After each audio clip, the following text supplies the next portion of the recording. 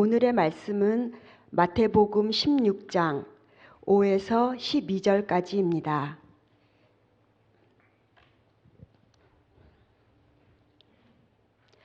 제자들이 건너편으로 갈새 떡 가져가기를 잊었더니 예수께서 이르시되 삼가 바리새인과 사두개인들의 누룩을 주의하라 하시니 제자들이 서로 논의하여 이르되 우리가 떡을 가져오지 아니하였도다 하거늘 예수께서 아시고 이르시되 믿음이 작은 자들아 어찌 떡이 없으므로 서로 논의하느냐 너희가 아직도 깨닫지 못하느냐 떡 5개로 5,000명을 먹이고 주운 것이 몇 바구니며 떡 7개로 4,000명을 먹이고 주운 것이 몇 광줄이었는지를 기억하지 못하느냐 어찌 내 말한 것이 떡에 관함이 아닌 줄을 깨닫지 못하느냐 오직 바리새인과 사두개인들의 누룩을 주의하라 하시니 그제서야 제자들이 떡의 누룩이 아니요 바리새인과 사두개인들의 교훈을 삼가라고 말씀하신 줄을 깨달으니라.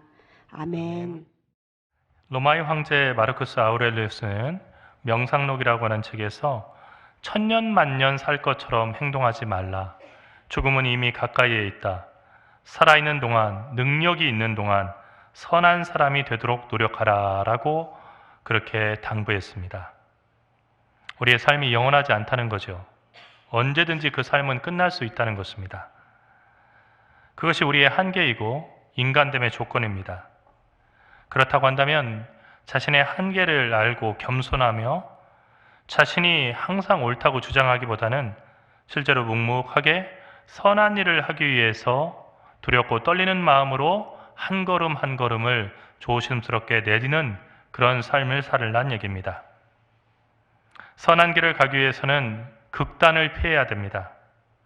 어느 쪽이든지 지나치게 치우친 그 길에 우리가 빠지게 되면 좌로나 우로나 치우치지 말라고 하는 이 성경의 이야기를 우리는 잊어버리게 되고 그래서 거기에 열광하게 되고 그래서 그 극단적인 길이 전부인 것처럼 생각하고 살아갑니다. 우리 사회의 구석구석에 극단주의가 널리 퍼져 있습니다. 정치적인 문제에 있어서도 극단적인 좌와 극단적인 우가 이렇게 널리 보편적으로 퍼져 있어서 우리 사회가 둘로 쪼개지고 또 분열되는 그런 아픔들이 있습니다. 또 소비에 있어서도 그리고 경제적인 문제에 있어서도 부익부 빈익빈의 현상이 극단화되어서 사실 가난한 사람들은 한 끼 식사를 걱정해야 되는 그런 위급한 시대를 살아가고 있고 다른 한쪽에서는 너무 많은 것을 먹어서 그래서 1조 단위의 그 돈을 써가면서 다이어트를 해야 되는 그런 이해할 수 없는 그 풍경들이 우리 사회에 널리 퍼져나가고 있고 하나의 상식처럼 받아들여지고 있습니다. 개역 개정판 성경 안에서는 좌로나 우로나 치우치지 말고 라고 하는 말이 총 8번 나옵니다. 횟수가 그렇게 많은 것은 아니죠. 또 그것도 신명기와 여호수아서에 집중되어 나오는 말이지만 그러나 좌로나 우로나 치우치지 않는다고 하는 이 표현이 의미하고 있는 내용은 성경 전체를 꿰뚫고 있고 또 예수 그리스도의 복음 가운데서도 우리에게 전해지는 그런 말씀의 정수입니다. 좌로나 우로나 치우치지 말라고 하는 말씀은 하나님께서 인간된 우리 모두에게 원하시는 삶의 태도이자 믿음의 태도입니다. 전도서 7장에서는 지나치게 의인도 되지 말고 지나치게 지혜자도 되지 말라고 충고합니다. 성경이 의인이 되지 말고 지혜 있는 사람이 되지 말라고 얘기했다는 것은 참 충격적이고 놀랍고 믿어지지 않는 내용입니다. 왜 의인이 되지 말라고 했을까? 그러면 악한 일도 적당히 해가면서 살라는 얘기일까? 왜 지혜자도 되지 말라고 했을까? 지혜를 구하기를 정금을 구하듯이 하라고 하는 잠언서 말씀을 부정하는 것일까? 그렇지 않습니다. 지나치게 의인이라고 하는 것은 자기 스스로 의인이라고 하는 생각에 지나치게 몰입되지 말라는 것입니다. 그러니까 정말 의로워서가 아니라 나는 의롭고 나는 악한 것이 하나도 없다는 생각에 몰입되어서 정말로 의에 도취된 그 삶을 살아가다 보면 스스로 패망할 수 있다는 것입니다. 또 그리고 지나치게 지혜자도 되지 말란 얘기도 같은 의미인데, 지혜를 가지고 살지 말란 얘기가 아니라 나는 지혜 있다라고 스스로 자부하는 그 생각이 과도하게 지나쳐서는 안 된다는 것입니다. 그러면 어떤 조언도 듣지 못하고 내가 생각하는 것이 곧 법이 되고, 내가 생각하는 것을 반대하거나 거기에 불편한 이야기를 대하는 사람들은 전부 다 적이 돼 버리는 것입니다. 그 결과 어떻게 됩니까? 멸망할 때까지 어떤 방향 전환도 하지 못하는, 핸들이 고장나고 그리고 악셀이 완전히 잠겨버린 그런 차가 되는 것입니다. 결국 어떻게 되겠습니까? 그 사람은 비참한 결론을 맞이하게 됩니다. 우리가 역사를 보게 되면은 우리 역사 가운데서도 정말 그 세계의 역사 가운데 많은 어리석은 독재자들, 그리고 어리석은 그 지배자들이 그런 착각을 가졌죠. 나는 의롭다. 내가 가진 생각은 의롭다. 그리고 나는 누구보다도 똑똑하고 많은 것을 알고 있다. 그러니 어떤 조언도 받지 않고 가르치려고만 하고, 그리고 훈계하려고 하면서 하늘의 뜻도, 그리고 많은 백성들의 뜻도 듣지 못하고 일방적인 그 소통만 하다가 결국은 아주 비참한 모습으로 권좌에서 내려왔던 것을 우리는 이미 충분하게 수없이 경험하고 있습니다. 그런가 하면 전도서 7장에서는 반대로 지나치게 악인도 되지 말고 지나치게 우매한 자도 되지 말라는 것입니다. 지나치게 악인이라고 하는 것은 선을 넘지 말라는 것입니다. 지나치게 우매한 자가 되지 말라고 하는 것은 조금 하늘이 지혜를 주고 깨닫게 하게 되면 마음을 열고 그것을 받아들이라는 것이죠. 선을 넘는다는 표현을 우리가 많이 하는데, 한번 선을 넘어버리게 되면 그 선을 다시 지나올 수가 없습니다. 레테이 강처럼 한번 그 강을 건넌 사람은 다시는 그 강을 다시 건너올 수가 없는 것과 같습니다. 우리가 인간관계에서도 언제든지 미안합니다, 죄송합니다 하면은 회복되는 것이 아닙니다. 예의를 지켜야 되는데 가까운 사이일수록 예의를 지켜야 됩니다. 예의를 벗어나서 정말로 부부니까, 그리고 형제니까, 그리고 부모 자식이니까, 그리고 내가 부모니까 하고 함부로 우리가 선을 넘어가게 되면은 그것은 사과와 그리고 계속된 뉘우침으로도 극복할 수 없게 됩니다. 항상 여러분, 극단적으로 반응하고 극단적으로 행동하는 것, 이것을 피하려고 애를 쓰십시오. 그렇지 않으면, 그래서 지나치게 악인이 되고 지나치게 우매한 자가 되면 수명을 다하기 전에 죽을 수도 있다라고 전도서는 얘기했습니다. 그러면 어떻게 살아야 됩니까? 이것도 잡으며 저것에서도 내 손을 놓지 않는 것이 좋다라고 조언을 했습니다. 즉, 한쪽으로 치우치지 않고 양쪽의 균형을 지켜가면서 좁은 길을 가라는 것입니다. 그런가 하면 예수님은 맹세하지 말라라고 당부하셨습니다. 이것도 역시 좌로나 우로나 치우치지 말라는 얘기입니다. 사람이 자신의 생각이 절대적으로 옳다는 것을 입증하고 싶으면 쉽게 하는 얘기가, 내가 하나님께 맹세해, 내가 내 자식을 두고 맹세해, 내가 이거 맹세할게, 내기할까? 이런 얘기를 쉽게 합니다. 그런데 그 맹세하지 말라는 것입니다. 자기가 정말 옳으면 그냥 말로 이거 사실이야, 옳아 하고 그렇게 얘기하고, 그렇지 않다고 하면 아니라 하는 데서 멈추라는 것입니다. 예, 아니오면 충분하다는 거예요. 거기에다가 나는 절대 옳으니까 이거 내기해도 좋아, 목숨 걸고 내기할까, 이런 극단적인 데로 가지 말란 얘기입니다. 맹세까지 하면서 나는 옳다고 하는 것은 어찌 보면은 저 사람이 저렇게까지 맹세하니까 정말 그 옳은가 보다 할 수도 있지만은 그것은 악에서 나온 태도라고 주님은 말씀하셨습니다. 우리 사람은요, 회전하는 그림자와 같은 존재입니다. 그러니까 항상 나는 변함이 없고 항상 선하고 항상 옳고 항상 합리적이어서 나는 다른 사람들이 따라야 될 기준이다라고 자신을 그렇게 밝힐 수 있는 사람이 없다는 겁니다. 우리는 다 변덕스러운 존재입니다. 그리고 우리는요, 기본적으로 내로남불하는 존재예요. 여러분, 정치인들만 내로남불합니까? 우리도 그래요. 똑같은 잘못을 하더라도요, 남의 자식들에게는 엄격한 잣대를 대면서 내 자식이 똑같은 저기 하면은 우리는 그 자녀에게는 그럴 만한 사정이 있겠지, 그리고 너무 엄격하네 하고 그 욕하는 사람들을 나무라는 것이 우리들의 마음입니다. 그러니까 우리 중에서 어느 누구도 정말로 객관적이고 중심을 지키고 중용을 지키는 사람이 아무도 없다는 얘기예요. 사도 바울은 로마서 3장 12절에서 모든 사람들이 다 치우쳐 함께 무익하게 되고 선을 행하는 자는 없나니 하나도 없도다라고 말했습니다. 하지만 이것은 사도 바울의 말이 아니라 시편 14편의 말씀을 인용한 말씀입니다. 구약에서부터 신약에 이르기까지 일관된 인간에 대한 평가가 있다고 한다면 사람들은 전부 다 치우쳐 있다는 것입니다.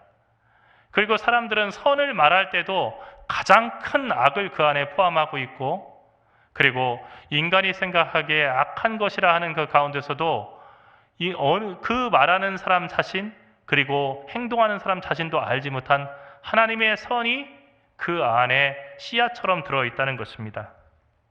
그러므로 우리는 절대적으로 선한 사람으로 자기 자신을 칭하는 것도, 절대적으로 악한 사람으로 악마처럼 어떤 사람을 만드는 것도 사실은 맞지 않다는 거예요. 여러분, 예수님께서는 오늘 읽은 말씀을 통해서 제자들에게 삼가 바리새인들과 사두개인들의 누룩을 주의하라 라고 당부하셨습니다. 여러분, 혹시 바리새인을 살면서 만나보신 적 있으십니까? 사두개인을 직접 만나보신 적 있으십니까? 바리새인과 사두개인들은 사실은 유대인들의 그 공동체에서도 더 이상 존재하지 않는 과거에 존재했던 사람들입니다. 마치 우리가 선비에 대해서 알고 있지만 선비를 만나본 사람이 없고, 과거를 치르고 들어오는 선비의 이야기를 우리가 많이 들었지만 과거 치르고 돌아오는 선비를 직접 본 사람은 아무도 없는 옛날 이야기인 것처럼 바리새인들과 사두개인들은 우리가 더 이상 만날 수 없는 사람들입니다. 하지만 동시에 역설적으로 바리새인들과 사두개인들은 여전히 우리 가운데 있는 사람들입니다. 수천 년이 지난 지금도 바리새인들과 사두개인들의 누룩을 조심하라는 주님의 말씀을 우리가 들어야 되는 이유는 무조건 예수님의 가르침이기 때문에 들어야 되는 것이 아니라 그 말씀이 보편적이고 모든 시대를 초월해서 우리에게 해당되는 말씀이기 때문입니다. 여기서 누룩이라고 하는 말씀은 오늘 12절에서 다시 부연 설명 나오듯이 바리새인들과 사두개인들의 가르침, 즉 교훈을 의미합니다. 그러니까 바리새파 사람들과 사두개인들이 가르치고 행동했던 그 모습들, 그것을 주의해서 그들을 본받지 말라, 그들의 가르침을 맹종하지 말라라고 당부하는 것입니다. 우리는 예수님을 믿지 바리새파 사람들을 믿지도 않고 사두개파 사람들이 누군지도 모르고 무슨 주장을 했는지도 모른다. 그러니 이 말씀은 굳이 우리가 주의로 듣지 않아도 전혀 상관이 없겠다 생각할 수 있습니다.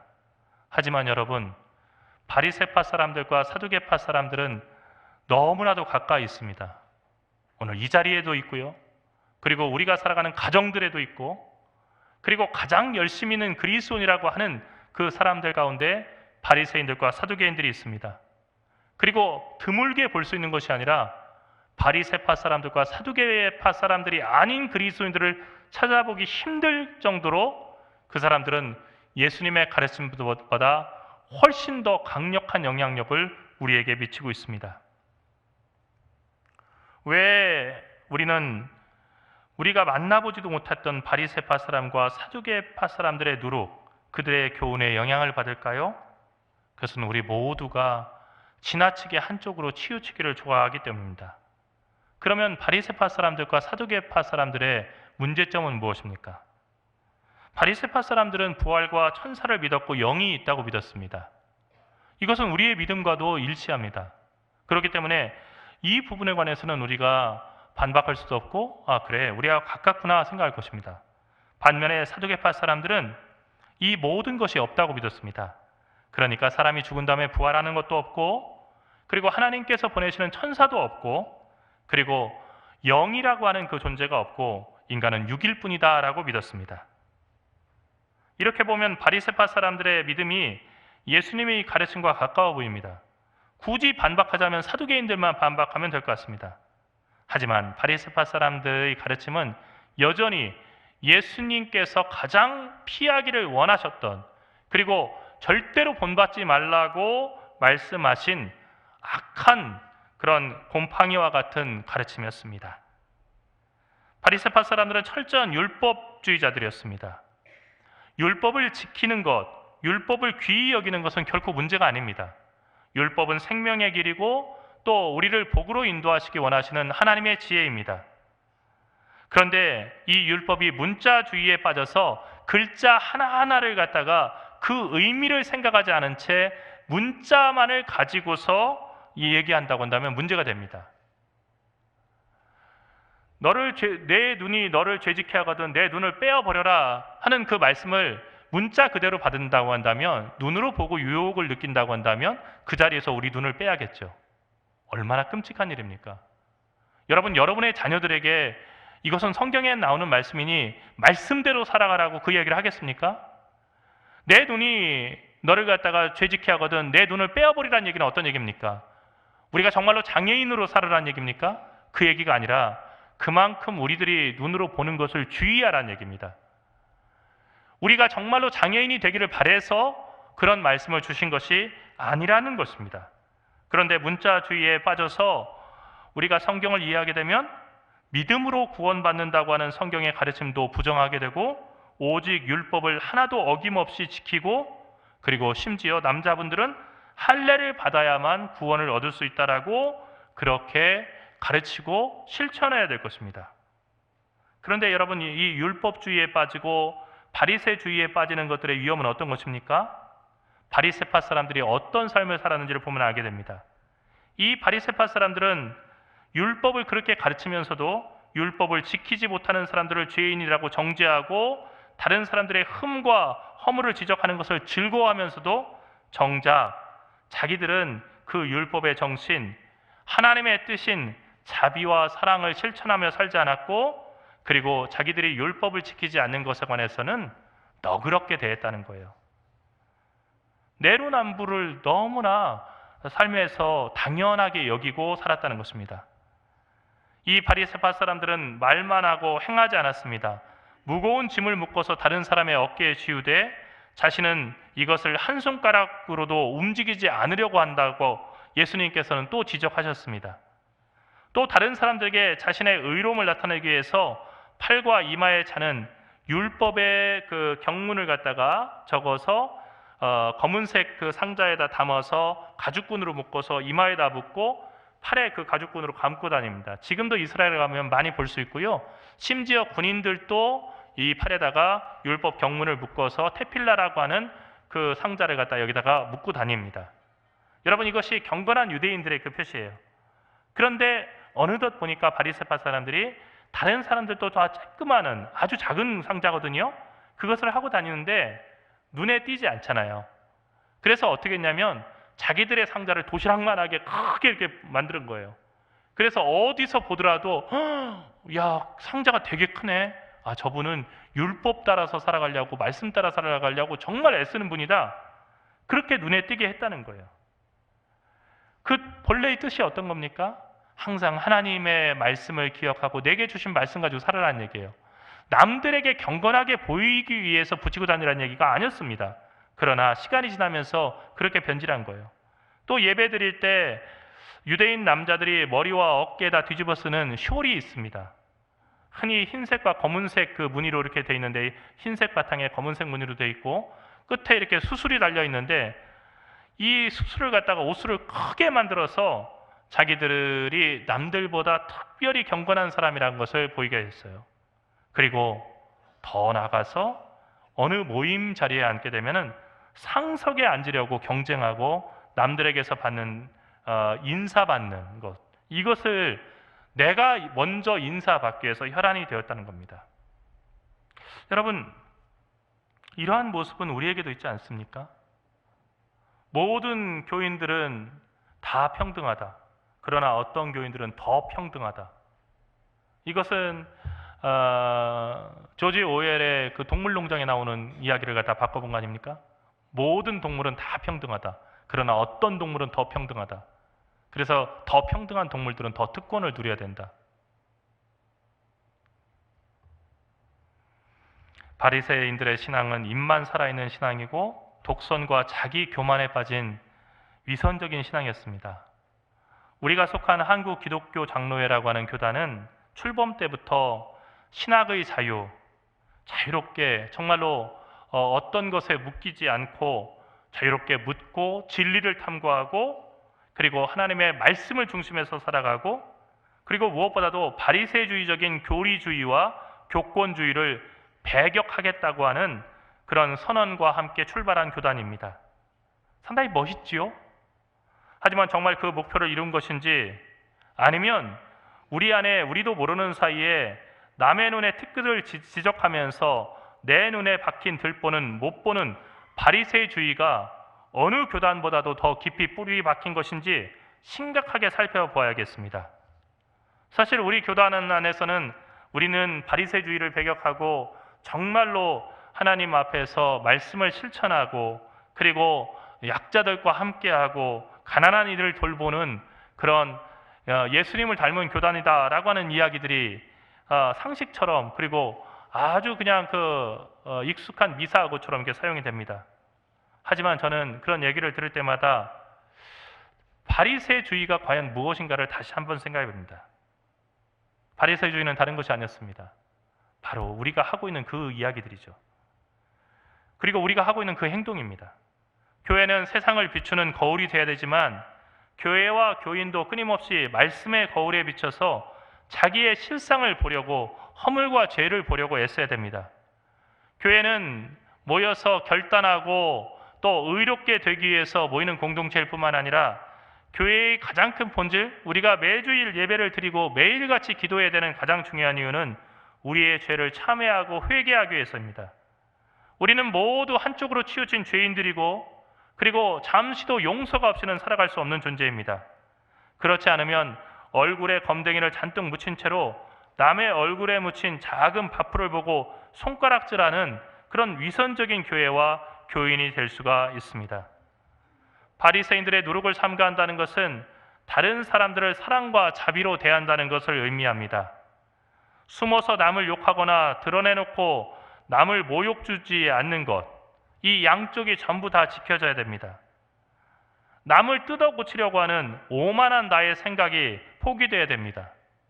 내가 누구기에 그리고 내가 얼마나 의롭고 정직하기에 다른 사람을 뜯어 고치려고 합니까? 악한 말과 상처되는 말을 서슴지 않는 그런 악마적인 오만함을 버릴 수 있을 때 우리는 바리새인의 누룩의 영향을 피할 수 있을 것입니다. 우리는 다만 자기 자신을 되돌아보고 다른 사람들을 보면서 자기를 고치는데 그리고 자기를 바로잡는데 애써야 됩니다. 그리고 우리가 서 있는 이 교회 가운데서 바로 그런 정신이 이루어질 수 있도록 노력해야 됩니다. 우리 교회는 부모님 때부터 이렇게 교회를 나오고 있고 그리고 자녀들까지 하면은 거의 4대째까지도 그 교회를 나오는 그런 가정들도 있습니다. 4대째까지는 아니더라도 부모님과 자신이 함께 나오는 2대의 그 가정들도 많이 있습니다. 저는 이런 모습들이 참 좋아 보이고 그렇게 또 부모님과 함께 교회 나오는 분들 보면 어떤 편에서는 참 대단하다 하는 생각도 듭니다. 하지만 우려가 되는 면이 있습니다.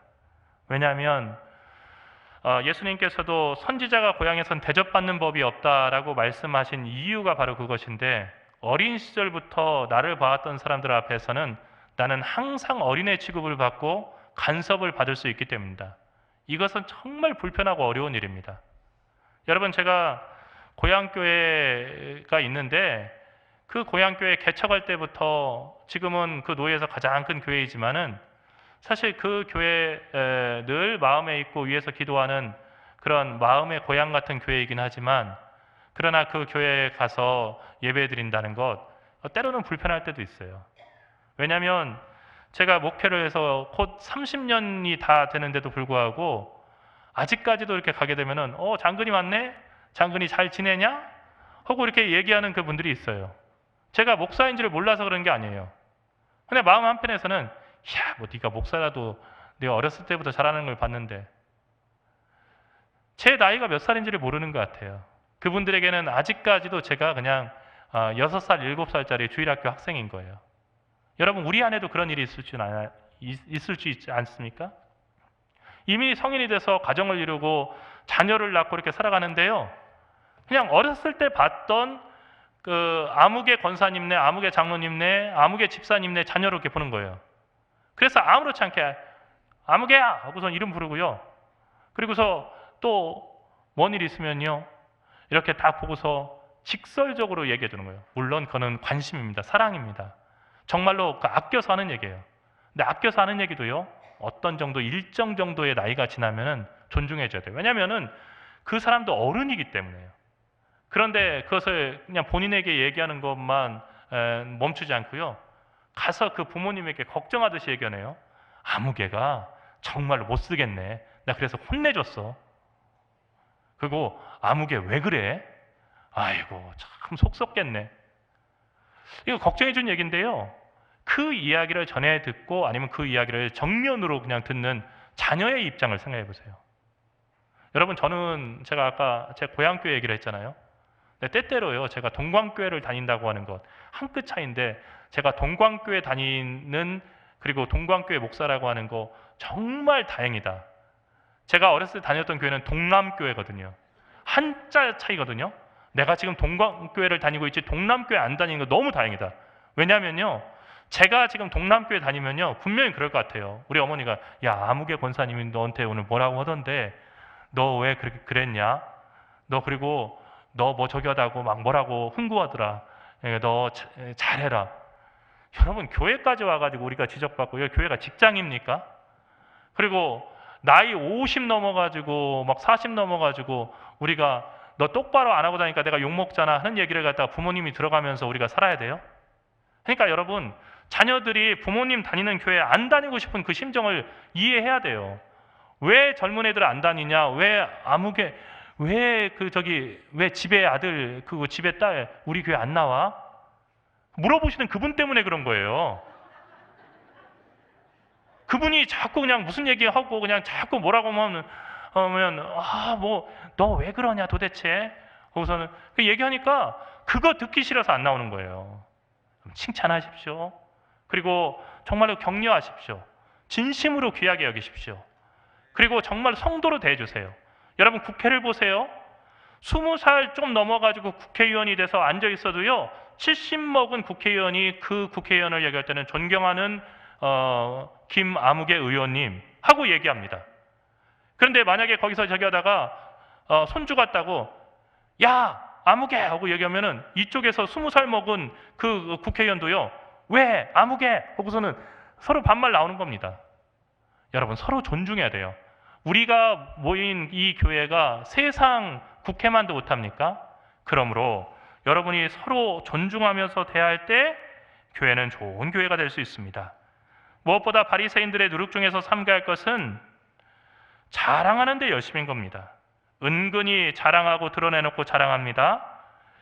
바리새인들은 그 누룩을 우리에게 많이 퍼뜨렸기 때문에 오늘날에도 그 누룩을 품고 다니는 사람들이 많습니다. 그 사람들을 알아볼 수 있는 특징이 있는데, 그것은 그 사람들의 말입니다. 이런 말을 많이 쓰는 사람들은 바리새주의자들의 제자구나 하고 생각하면 정확합니다. 나만큼 믿음 좋은 사람, 착한 사람 이 교회에 없어. 이런 말을 자기가 얘기하고 다녀요. 내가 얼마나 교회를 잘 섬기는지 몰라. 또 나는 아무도 미워하지 않고 항상 당하기만 해. 나는 법 없이도 사는 사람이야. 근데 여러분, 법 없이도 사는 사람을 한마디로 뭐라고 하죠? 무법자라고 하는 거예요. 황야의 무법자. 그러니까 오늘날 교회들이 시끄러운 것은요, 법 없이 사는 사람들 때문에 시끄러운 거예요. 오늘날 예수를 다시 십자가에 못 박는 사람도 바로 법 없이 살아가는 무법자이고 이 바리새파 사람들이에요. 가정에 법 없이 사는 사람들이 많으면요, 그 가정은 불행해지는 거예요. 법을 따라서 살아가는 사람, 지적도 받는 사람들이 많아야 그 가정은 행복해지는 겁니다. 여러분, 이 바리새파 사람들은 처음에는 친절할 수 있는데 자기 뜻대로 상대방이 움직이지 않으면 불같이 화를 내고 매우 잔인하게 상대방을 파괴합니다. 그러므로 다른 사람에게 화를 잘 낸다고 하는 것, 이것은 바리새파 사람들의 누룩을 지니고 살아가는 사람들의 대표적인 특징입니다. 마지막으로 사두개파 사람들의 누룩을 우리는 주의해야 됩니다. 바리새파 사람들은 극단적인 율법주의자였죠. 그래서 이쪽 끝에 있었어요. 근데 반대편 완전 끝에 극단에는 누가 있냐면 극단적인 현실주의자들인 사두개인들이 있습니다. 사두개인들은 내세를 믿지 않았어요. 죽어 천국 간다는 이야기에 콧방귀 꼈습니다. 현실에서 부자 되고 현실에서 쾌락을 누리며 만족하며 현실에서 눈에 보이는 물질을 많이 갖는 것을 중요하게 생각하고 삶의 일부라고 생각했습니다. 아니, 전부라고 생각한 거죠. 오늘 한국교회 안에는 자기도 모르게 사두개인들의 누룩을 따르는 신자들이 많습니다. 이분들은 내일 죽을 것이니까 오늘 먹고 마시고 즐기다 죽자를 모토로 삼고 살아갑니다. 사두개인들은 정치 권력에도 관심이 많습니다. 그래서 당시 헤로당과 결탁해서 조언한답시고 왕에게 조언을 해주는 종교 지도자, 존경받는 종교 지도자, 이런 타이틀 갖는 것을 되게 즐거워했습니다. 그러면서 현실 정치의 권력의 단맛을 갖다가 빨아먹고 살아간 거죠. 그리스도인이 세속 국가의 정치에 무조건 무관심해야 되는 것은 아닙니다. 루터의 말대로 우리는 하나님의 왕국과 세상의 왕국 모두에 속한 두 왕국에 속한 사람들입니다. 교회 안에서 우리가 최선을 다하듯이 세상의 시민으로서도 우리 나라와 사회 그리고 정치 문제에 관심을 가지고 바르게 될 수 있도록, 그리고 하나님의 뜻이 이루어질 수 있도록 우리는 기도해야 될 것입니다. 하지만 그 관심이 지나치게 될 때 우리 모두 다 사두개인이 됩니다. 사두개인들은 종교 지도자라는 이유로 정치인들을 꼼짝 못하게 하고 자기 입김대로 정치가 흘러가는 것에 즐거움을 느끼는 사람들이었습니다. 오늘 우리 한국교회 안에는 사두개인들이 많이 넘쳐납니다. 국가 조찬 기도에 참여했다고 하는 것을 구원받고 천국 간다는 것보다도 더 큰 영예로 생각하고 그 사진을 찍어서 당회장실에 정면에 이렇게 붙여놓고 내가 이렇게 어마어마한 목사이다. 정권은 바뀌어도 내가 대통령들에게 항상 안수기도해주는 그런 능력 있는 목사이다. 이것을 자랑하고 있다고 한다면 이것을 어떻게 예수의 뒤를 따르는 사람이라 얘기할 수 있겠습니까? 오늘 한국의 목회자들 중에는 사두개인들이 많습니다. 내 말 한마디면은 어느 당의 국회의원 몇 명을 당선시킬 수 있고 내가 사람들을 동원하면은 이번 선거에서 이길 수 있고, 도대체 그 사람은 하나님의 백성들을 키워내고 그리고 죄인들을 회개시키고 구원하는 일에 관심이 있는 것인지, 아니면 뉴스에 메인 뉴스에 등장해서 사람들이 알아보는 유명인이 되고 힘 있는 사람이 되는 것에 관심이 있는 것인지 알 수가 없습니다. 특정 정당의 정치 문제에 직접 개입해서 정치인들이 자신에게 굽신거리는 것을 하나님의 자녀되고 또 하나님의 말씀을 전하는 목회자로서의 그 영광보다도 더 큰 영광으로 생각한다면 죄송하지만 그분은 목사가 아니라 사두개인입니다. 2024년에 사두개인들은 자신이 정통이고 자신만 옳고 자신만이 바른 그리스도인이라고 생각합니다. 자신과 다른 교단의 신자들에게는 이단이 아닌데도 매우 냉정하고 불친절하며 무례하기도 합니다. 사두개인들 역시 거울에 자신을 비춰보고 반성하는 일보다는 나와 다른 사람들을 싸잡아 정죄하고 판단하는 일에 애썼습니다.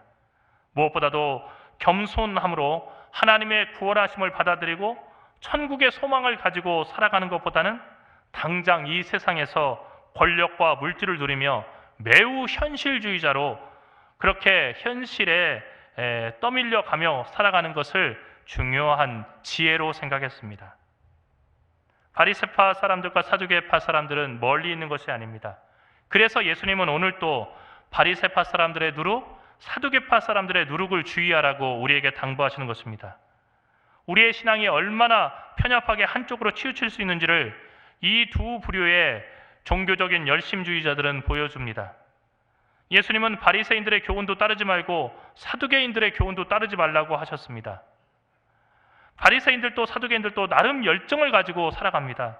헌신도 합니다. 그리고 하나님을 위해서 살아간다고 합니다. 하지만 그 열심은 병든 열심일 뿐, 그들의 영혼을 구원하고 그리고 다른 사람들을 살리는 그런 열심이 아닙니다.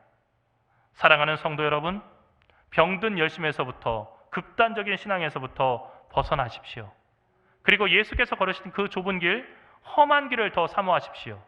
십자가를 지고 다른 사람의 가르침이 아닌 예수님의 뒤를 따라갈 수 있는 우리 모두가 되기를 주님의 이름으로 간절히 축원합니다. 기도하겠습니다. 살아계신 하나님, 우리 안에 있는 바리새인들의 누룩이 다 쏟아져 내리고 깨끗하게 비워질 수 있게 인도하여 주시옵소서. 우리 안에 배어있는 사두개인들의 누룩이 이제는 완전히 소멸되게 인도하여 주시옵소서. 우리 마음이 빈방이 되게 하시고 오로지 예수 그리스도의 복음의 씨앗만을 심고 복음의 누룩만을 담은 거룩한 예배소가 되게 인도하여 주시옵소서. 사랑하신 예수 그리스도의 이름으로 간절히 기도하옵나이다. 아멘.